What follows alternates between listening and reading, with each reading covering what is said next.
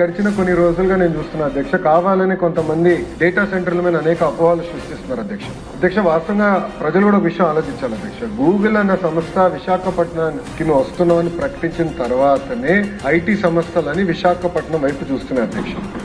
దయచేసి ఇది అందరం గమనించాల్సిన అవసరం అధ్యక్ష. అండ్ అధ్యక్ష, రెండోది, ప్రతి వ్యక్తి ఈరోజు స్మార్ట్ ఫోన్ వాడుతున్నారు. ఆ స్మార్ట్ ఫోన్ లో AI is being powered by data centres. దయచేసి ఇది అందరూ గమనించాలి. It is being powered by data centres.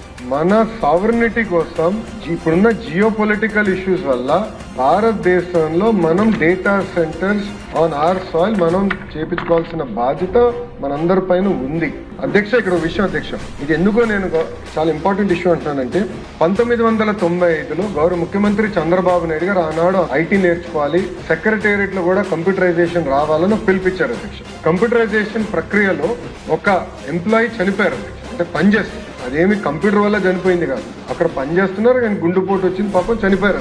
అప్పుడున్న ప్రతిపక్షంలో ఉన్న వాళ్ళు ఏమన్నారంటే కంప్యూటర్ రేడియేషన్ ఇస్తుంది, ఆ రేడియేషన్ వల్ల ఈ ఎంప్లాయీ చనిపోయారని ఆనాటి ప్రతిపక్షంలో ఉన్న వాళ్ళు ఆరోపణలు చేస్తాం జరిగింది అధ్యక్ష. కానీ అదే కానీ ఇన్నుంటే ఆ రోజు ఆ మాట కానీ ఇన్నుంటే హైదరాబాద్ ఈ రోజు ఈ స్థాయికి వచ్చేది కాదు అధ్యక్ష. With all due respect everyone, data centre is also like that.